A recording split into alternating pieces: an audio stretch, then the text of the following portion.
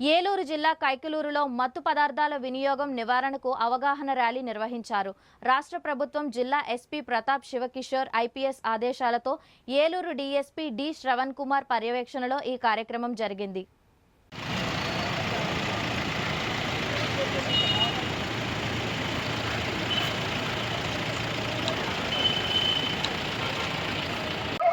ఈ డ్రగ్స్ తోలికి వెళ్ళటం కాకుండా మీరు వితౌట్ లైసెన్స్ ఎవరు వెహికల్ నడపద్దు.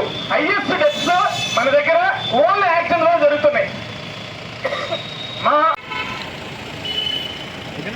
అదే వీడియో అవుతుందా?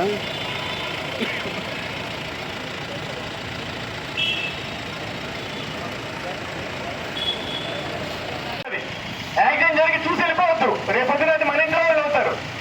ఫుడ్ సమాచారం కింద యాక్సిడెంట్ జరిగినట్టునే గంట సమయం లోపల వాళ్ళు కాపాడినట్లయితే కనుక మన జిల్లా కలెక్టర్ గారి చేతుల మీదుగా ఆల్రెడీ సెంట్రల్ గవర్నమెంట్ అనౌన్స్ చేస్తుందన్నమాట. ఎవరైనా ఇమీడియట్ కాపాడితే వాళ్ళకి 5,000 రూపాయలు బహుమానం చేస్తారు. అలాగే వాళ్ళని కోర్టులో సాక్ష్యాన్ని పిలవరు. కోర్టులో ఎటువంటి సాక్ష్యాన్ని పిలవరు. ఇలాంటి అలవాట్లు గురి కాకుండా చక్కగా చదువుకుంటూ ముందుకెళ్ళిపోతే కనుక మీ లైఫ్ చాలా బాగుంటుంది. ఈ విద్యార్థి దశలో మన లైఫ్ సెట్ చేసుకోవాల్సిన దశ. ఈ దశలో మనం ముందుకెళ్తే లైఫ్ లో ఎంత చూసుకోవాలని అవసరం లేదు. కాబట్టి అందరూ కూడా ఇలాంటి అలవాట్లకి మా సిస్టర్ జూనియర్ కాలేజ్ లెక్చరర్ గా చేస్తున్నారు పామర్లో.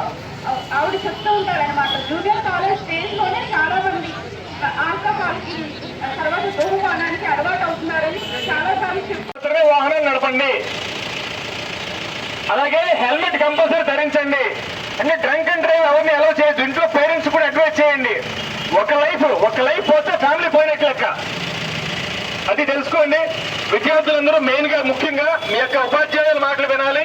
అలాగే ఇంట్లో తల్లిదండ్రుల మాటలు వినండి. అనవసరం రాంగ్ ట్రాక్ పెడితే లైఫ్ లో వెనక్కి రాదు. వన్స్ కేసులు ఇరుక్కున్నట్లయితే కనుక ప్రభుత్వ ఉద్యోగం కాదు కదా, 15,000 ప్రైవేట్ ఉద్యోగం కూడా రాదు మనకి. అర్థమైందా?